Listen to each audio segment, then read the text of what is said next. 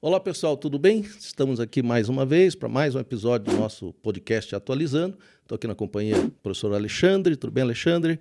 E hoje, com muita alegria, muita honra aqui, a gente vai entrevistar o professor Renato Ribas Vaz. Como vai, professor Renato? Tudo bem? Tudo bem. O professor Renato é o nosso diretor e sócio fundador do Curso Positivo. E Curso Positivo que ano que vem vai fazer 50 anos, 50 né, professor? anos, 50 anos.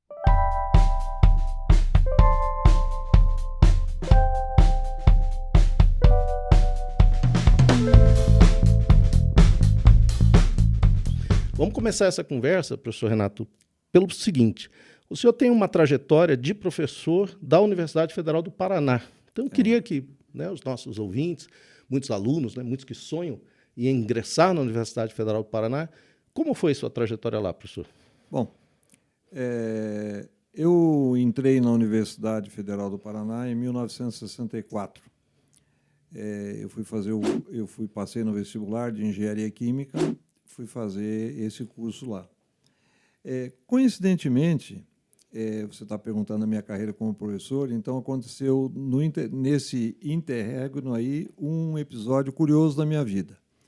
Quando eu estava no terceiro ano da faculdade, a PUC, no caso a Universidade Católica, me convidou para ser professor de Química Orgânica lá na PUC.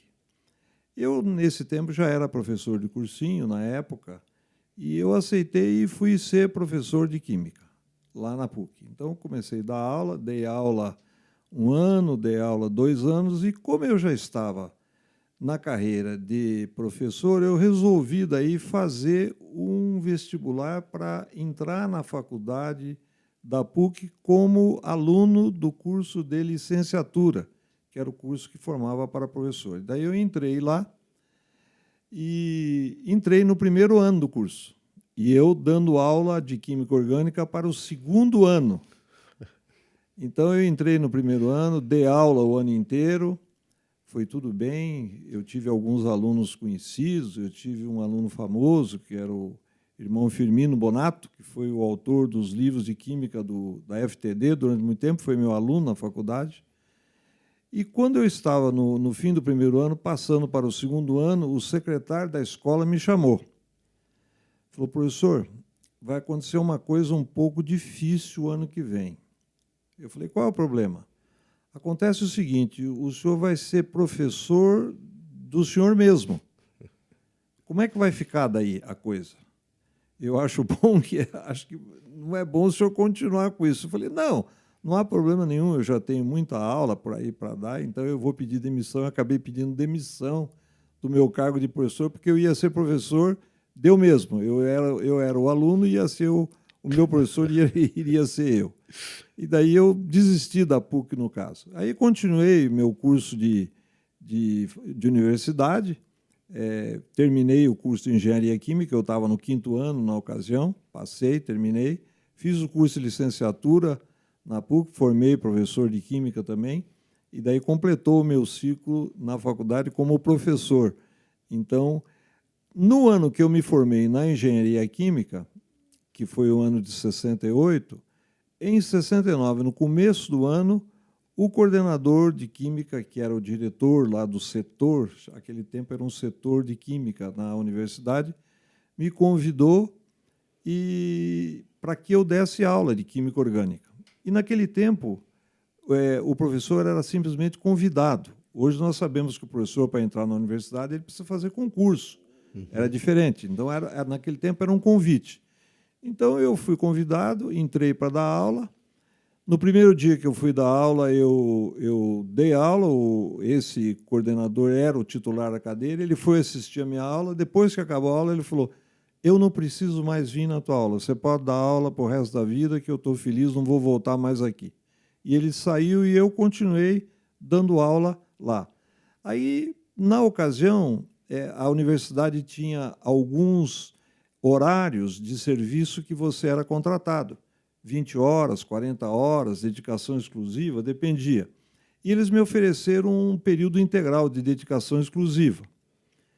E eu, pensando muito, achei melhor não aceitar aquele horário integral e dedicação exclusiva, porque eu já estava dando aula no pré-vestibular, em pré-vestibular, na ocasião, então não tinha muito sentido, certo, eu parar daquilo para ficar só na universidade, mesmo porque, salarialmente, no caso, o salário da universidade não compensaria. E eu acabei ficando só com 20 horas na universidade e continuei dando aula na universidade em função disso durante 30 anos. Foi o meu período de universidade da Universidade Federal do Paraná. Na PUC, depois, nunca mais voltei à aula. E nesse tempo aí, o senhor falou, daí o senhor ficou, né, dando aula no pré-vestibular.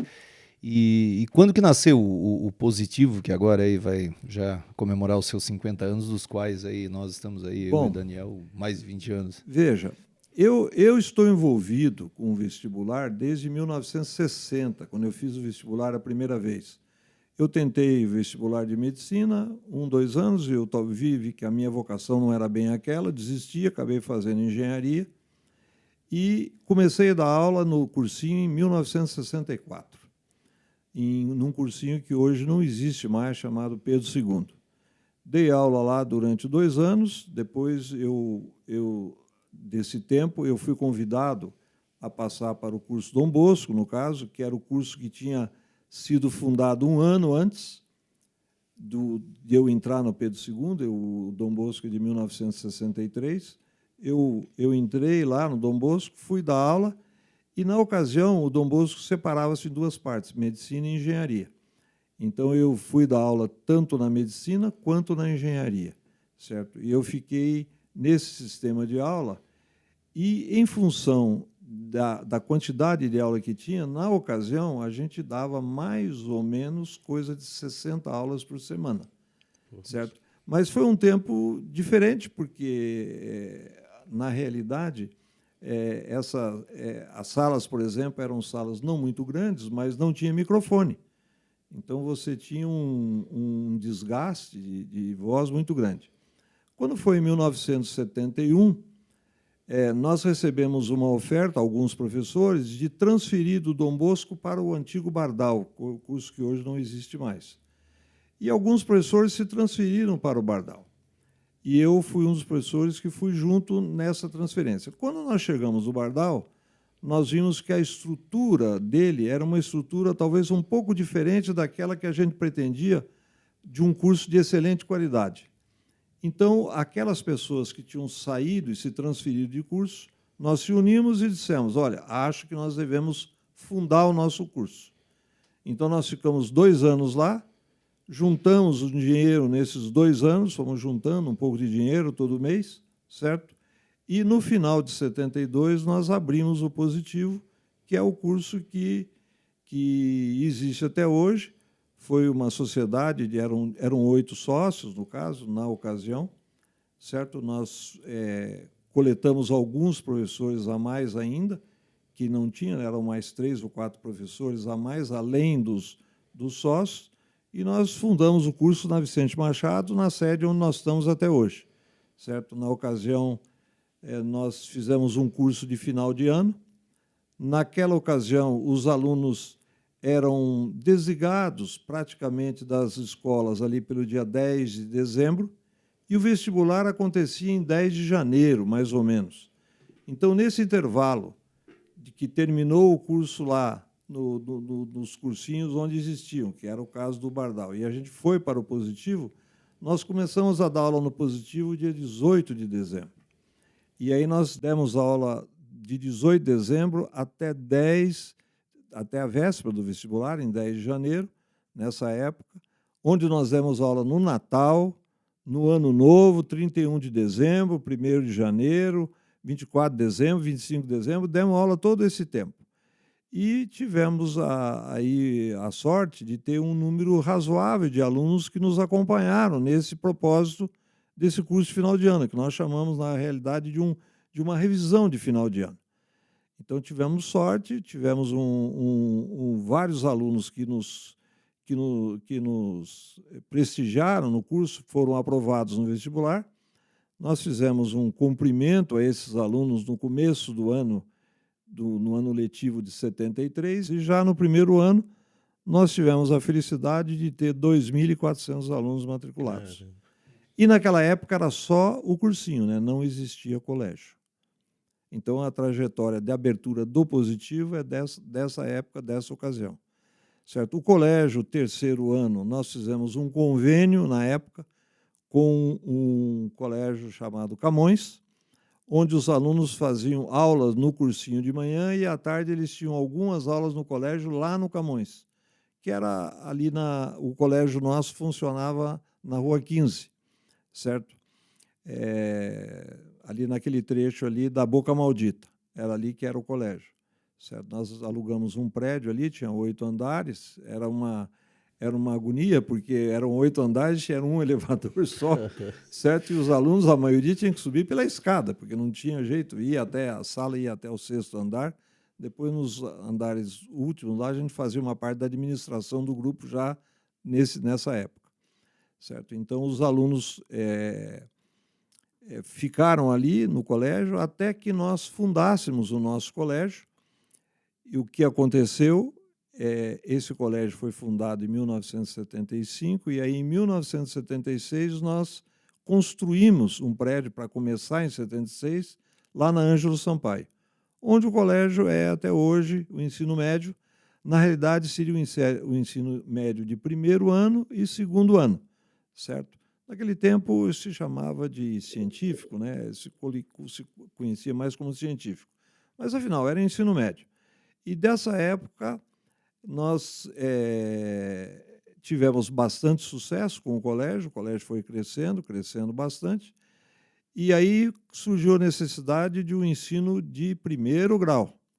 E daí nós abrimos o Positivo Júnior em 1977, também construção. Todas essas construções foram feitas com financiamento. Nós pegamos, na época, financiamento da Caixa Econômica, que havia uma possibilidade de fazer isso. Então, fizemos o colégio, depois o júnior, e funcionou durante um tempo desta forma. Posteriormente, mais tarde, o curso Positivo, que foi iniciado inicialmente ali na Vicente Machado, ele teve uma sede complementar na Desembargador Mota, porque o número de alunos matriculados, já no primeiro ano, em 1973, na abertura do curso, quando eu disse que nós tivemos 2.400 alunos, nós precisamos de outra sede. Só a sede da Vicente Machado, que tinha 3 salas de aula, não comportava esse número de alunos. E aí nós arrumamos é um barracão que existia ali na Desembargador Mota. Era um barracão que era um depósito da papelaria Requião, na época.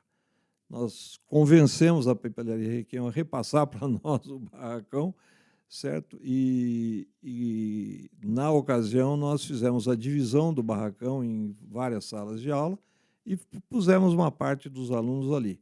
Isso foi durante alguns anos. E aí, mais um pouco, o curso cresceu muito. O ano que nós tivemos uma quantidade de aluno imenso foi 1976. Nós começamos o ano com mais de 6.000 alunos no cursinho, no terceiro ano, 6.100 alunos naquele ano. E nós fomos forçados a mais uma sede, e aí nós inauguramos uma sede na Cabral, Alameda ali de Cruz Machado com Cabral, onde nós ficamos ali alguns anos. Então, com isso, nós ficamos nessas 3 sedes durante algum tempo, certo? Até um determinado ponto em que nós fomos progressivamente saindo da sede do Cabral e acabamos, posteriormente, inaugurando uma sede na 7 de setembro, onde é uma sede nossa, que as outras eram todas alugadas. Na 7 de setembro, nós construímos um prédio. A propósito, a prefeitura não queria, sob hipótese nenhuma, autorizar o prédio lá, porque ela disse que iria tumultuar o trânsito da região, e nós insistimos que lá era vantajoso porque tinha um ônibus. Porque tinha o ônibus e o ônibus parava na porta. E os pais iam levar os alunos de ônibus, ou iriam levar de carro, ou iriam mandar de ônibus. Tanto que até hoje, passado 20 e tantos anos da inauguração da sede, se passa lá na Alameda Pasteur, que é onde nós funcionamos, tem lugar na rua para estacionar, até hoje. Então, eles diziam na época que nós íamos superlotar as ruas. É um episódio que realmente não aconteceu. Então, nós acabamos ficando com a sede da Vicente Machado e a sede lá dessa sede da 7 de setembro, que substituiu a sede do Cabral e a sede da Desembargador Mota. A história do cursinho é mais ou menos essa, né? Ficou nessa pendência.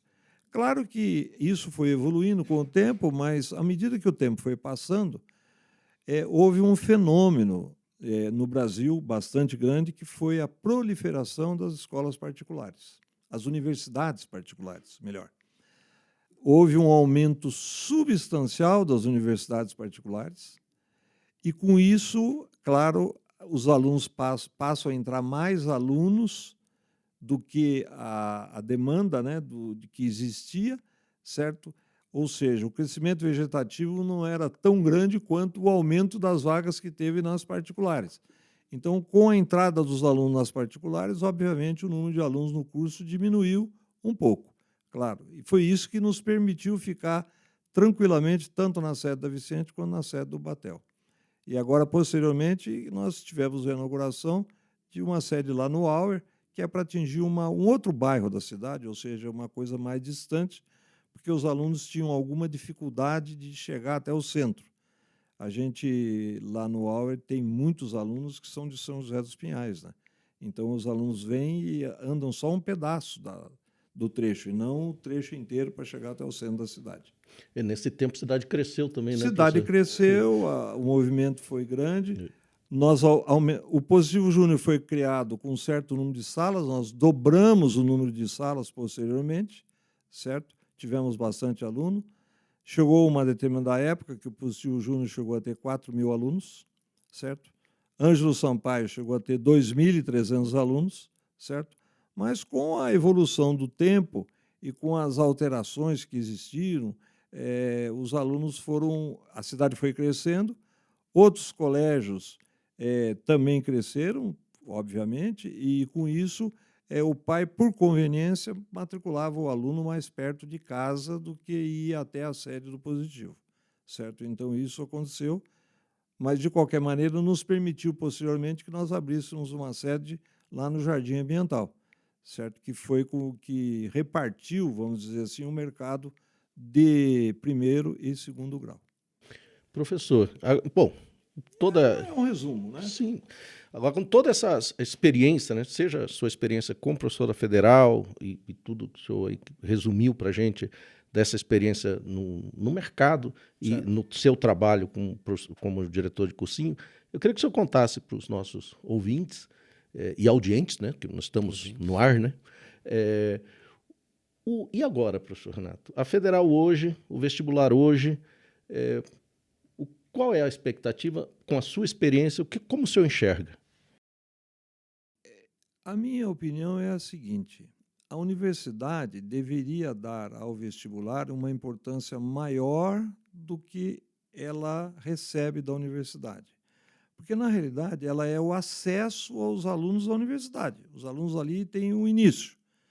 Então, eu acho que deveria haver uma preocupação maior com o vestibular, com o acesso aos cursos. E a gente nota que isso não é muita preocupação da universidade. Mas, de qualquer forma, veja, por que a gente acha que não há essa preocupação? A Universidade do Paraná é uma universidade centenária. Os professores lá, eu dei aula lá há 30 anos, e sei, são professores dedicados, com qualidade, a universidade é boa. Tem uma grande vantagem para os alunos, ela é gratuita, ou seja, não se paga. Ou seja, há uma parte da população hoje no Brasil, nós sabemos disso, que é carente. Ou seja, ela precisa de ter uma instituição de qualidade e que não necessariamente necessita pagar. Então, com isso, deveria haver uma preocupação mais acentuada com as coisas. Por exemplo, todos os anos, na parte de humanas, por exemplo, é necessário que se indiquem obras literárias, obras sociológicas, obras de filosofia, para que os alunos se preparem convenientemente, porque eu acredito que a universidade quer receber os melhores alunos. No entanto, como essas obras têm que ser indicadas no começo do ano, a gente observa que há assim, às vezes, um desprezo por isso. Então, as obras muitas vezes são indicadas em maio, em junho, em julho. Esse ano, por exemplo, está acontecendo uma coisa, claro que talvez tenha um pouco de pandemia nisso aí, mas aconteceu o problema de que agora, nesses últimos dias, nós andamos pressionando a universidade, o curso positivo, em nome de 50 mil vestibulandos que a Universidade Federal tem, foi às rádios e à televisão para insistir para que esses veículos fizessem pressão junto à universidade, para que a universidade marcasse a data do próximo vestibular, que nem isso ela marcou. Quer dizer, o governo federal, com toda a desorganização que tem no ensino superior, que nós sabemos bem quais são os problemas que tem, já marcou a prova do Enem? Por que a Universidade Federal já não determinou a data do vestibular? Então, nós fomos pressionar e a universidade, de uma hora para outra, só por causa de alguma pressão, resolveu marcar uma data. Ou a data é 13 de fevereiro. Só que ela diz assim, a data é provisória. Nós sabemos por que é provisória. Porque quem vai dar a data do vestibular é o Conselho Universitário, não é o reitor.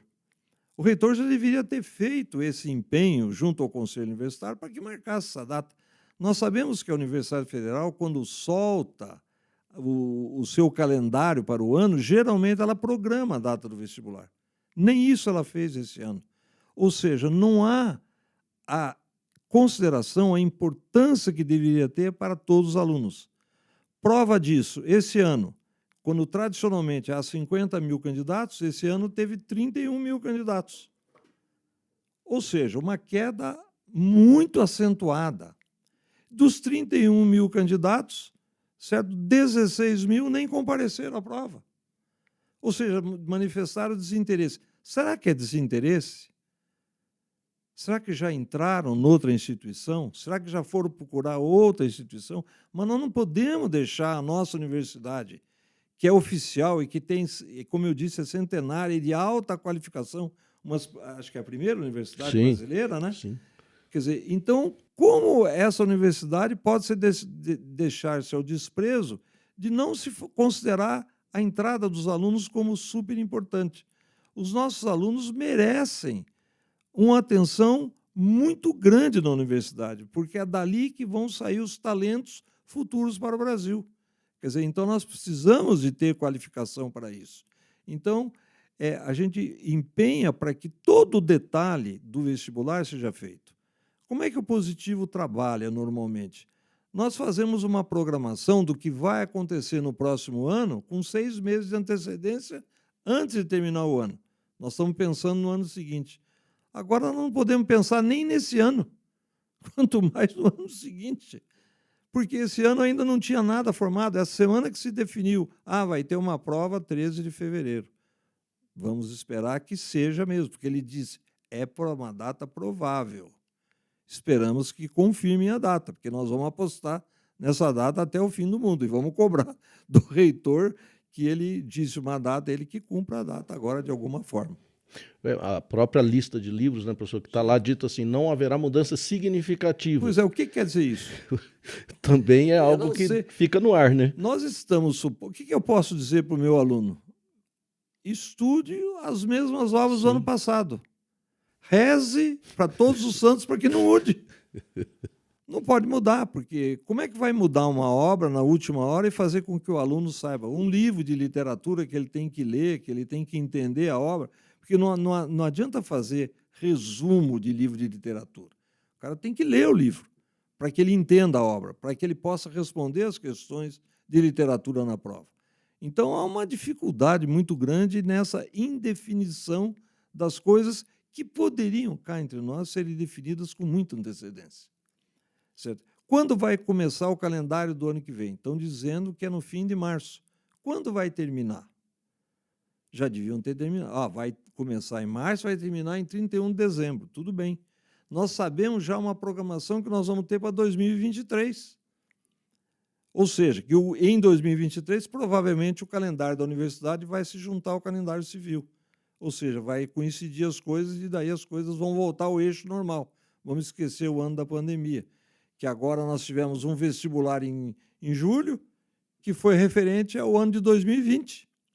A universidade que tinha 2020 o vestibular marcado para outubro, o que ela fez? Adiou o vestibular uma vez, foi para janeiro, foi para março, foi para abril, acabou fazendo em julho o vestibular. Quer dizer, os alunos agoniados. E nós temos aluno matriculado desde essa época assistindo aula. Então, o que nós temos que fazer? Nós temos que arrumar uma programação para que eles tenham aula adequada e para que eles se preparem e não se desestimulem. Enquanto não se determina uma data, como é que o aluno vai se estimular a fazer um vestibular? Mas quando a gente fala em 50 mil vestibulandos, eu não estou falando só em 50 mil vestibulandos. Cada vestibulando, a gente faz uma média, tem pelo menos 10 pessoas em torno dele envolvida. É um irmão, é uma irmã, é o pai, a mãe, o avô, o tio, o padrinho. Dá 10 pessoas. São 500 mil pessoas em contínuo estresse por falta de uma definição. Isso é muito grave. Sem dúvida. Professor, só aproveitar e fazer uma pergunta, a sua opinião. Voltando ainda a essa questão da lista, né? Não seria mais adequado que a federal desse uma lista por um prazo de pelo menos uns 3 anos, claro, para que os alunos pudessem começar a trabalhar já no ensino médio? Exatamente. Essa é uma coisa que nós insistimos muitas vezes com a reitoria. Por que não determine para que no ensino médio os alunos já se familiarizem-se com aquelas obras que serão futuramente questionadas dele no vestibular? Sem dúvida, isso aí era fundamental. Agora, para que mudar todo ano? Pois é. Não entendo. E muitas vezes tem mais um outro problema, Daniel, que é muito significativo. Muitas vezes eles indicam um livro que não tem nem para vender em livraria nenhuma. Não existe o livro. Nós temos que reproduzir a obra para poder dar ao comunicado aos alunos de qual é o contexto da obra inteira. Porque não tem mais, o livro já está esgotado. Aconteceu isso aí? Acontece isso. E, professor, uma das mudanças, né, que já foram aí consolidadas é o fim da segunda fase, né? O vestibular vai ser uma primeira fase. Qual a sua visão disso? Veja, a universidade, desde 1990, mais ou menos, 90, por aí, que ela implantou algumas alternativas de provas extras de vestibular, como o curso de arquitetura, etc., e coisas foram por esse caminho até que se chegasse a uma segunda fase. Quando a universidade fez a segunda fase, ela chegou a analisar o resultado dos alunos que passam na primeira fase, junta-se as notas da segunda fase, faz-se a média e vê os novos alunos aprovados na nova situação. Conclusão que a Universidade Federal chegou já há 20 anos atrás. Os alunos que passam são os mesmos. São os mesmos. O que passa na primeira fase, com pouquíssima diferença, é o mesmo que passa depois de somada a segunda fase na primeira. Acontece o seguinte, com isso, os alunos não precisariam de uma segunda fase, não é necessário. Acontece que os alunos, aliás, os professores, melhor, quando passaram a corrigir a prova na segunda fase, as questões valiam 4 pontos cada questão e eram 10 questões por matéria, vocês lembram? Sim. Muito bem. O professor corrigia, ele dava a seguinte nota, 0 ou 4. Então, uma questão de matemática, a resposta era 20. O aluno chegou à conclusão que a resposta deu 10, 0. E foi isso há alguns anos. Aí começou a haver protesto de alunos que tinham acertado o desenvolver do problema inteiro, mas na hora de lançar a resposta tinham lançado um valor errado. Tinham feito uma conta a mais que não precisava e tal. O que a universidade fez? Obrigou daí os professores a passarem a dar notas parciais nos exercícios. Ou seja, o professor, em vez de dar nota de 0 a 4, ele tinha que dar 0,5, 0,8, 1,2, 2,5, ou seja, notas parciais que iam de 0 a 4. Acontece que o recebimento que a universidade pagava para os professores não compensava para os professores que faziam isso. Então, não havia muita vontade dos professores da universidade em corrigir provas desse tipo. Acho que eles estão chegando agora à conclusão que não é vantagem fazer. E, por isso, agora, no último vestibular, já sinalizaram que não teve a prova discursiva e já estão sinalizando que no próximo vestibular também não terá prova discursiva novamente. Mas isso também faz com que outras provas específicas também não ocorram. Por exemplo, nós temos uma prova de música. Como é que vai ser isso? Nós temos uma prova de arquitetura, que é uma prova específica de desenho. Sempre foi um diferencial, né, Que professor? sempre foi um diferencial. Será que vai ter essas provas ou não? Pelo que a universidade afirma, achamos que não. Agora, será que é isso que vai acontecer? Não está escrito, porque não. A gente só sabe as coisas escritas quando sai o edital do vestibular. Quer dizer, agora o reitor deu ideia que vai ser uma prova lá no dia 13 de fevereiro. Agora, o edital vai sair quando? Porque depois que faz o edital é que os alunos vão fazer inscrição no vestibular. A inscrição vai ser quando? Talvez em novembro, sei lá quando. Quer dizer, então, mas a gente precisa saber isso. Agora, será que lá em novembro eles vão dizer que vai ter a prova de arquitetura? Ou não vai ter? E a preparação daí? E a preparação para isso, como é que faz? fica? Você entendeu? Então, e isso é a mesma coisa que a gente preparar, porque tinha prova com notas especiais para os alunos que iam para medicina, que iam fazer química e biologia, ou na parte de humanas, que iam fazer lá a filosofia, a sociologia, ou física, ou sociologia, ou história junto, né? Então, veja, com isso, nós precisamos saber se isso vai acontecer ou não. Não vai acontecer mais, pelo que a gente sabe, não. Agora, que é uma coisa difícil, porque quando não tem definição, para nós é muito agoniante. Agora, para nós é agoniante. Imagine para o aluno. Imagina, como o senhor falou, para O aluno é muito maior a agonia. O aluno está estudando e ele fica estudando dizendo o seguinte: estou estudando para quê? Para quando? Para quando? Exatamente é o problema. Para quando? Como? Né? Será que eu vou ter que rever essa matéria 1, 2, 3, 4 vezes? Como foi com os alunos de 2020? Com os alunos de 2020, nós vimos a matéria uma vez e revisamos ela 3 vezes. O aluno viu 4 vezes a mesma matéria. Várias vezes. Quer dizer, cada vez que ele vê uma matéria, não é uma vez só que ele vê. O professor dá uma aula, ele estuda em casa, resolve os exercícios e praticamente está vendo 3 vezes em casa a mesma aula. Então, não é 4 vezes, talvez seja 12 vezes que ele viu a mesma aula. Quer dizer, então, qual é a agonia dessa pessoa, certo? Nós temos alunos, eu tenho alunos conhecidos meus, lá, pessoais do curso, que fizeram a prova e passaram na USP. Fizeram a matrícula na USP, mas estão preferindo passar na Universidade Federal. Por quê? Por causa do custo. Vão estudar em São Paulo? Olha o curso que tem aqui, tem a Casa da Família. Se ele passar no mesmo curso aqui, engenharia em São Paulo, engenharia aqui, vai fazer aqui. Prefere. O nosso curso é tão bom quanto São Paulo? Não sei se é igual ou não, mas é um curso razoável.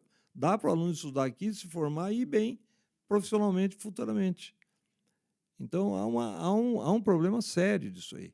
Quer dizer, falta de definição é uma coisa muito difícil. Bom, enfim, o senhor falou a certa altura sobre rezar. Essa parte acho que é importante, né? É importante. Bom, essa já está programada.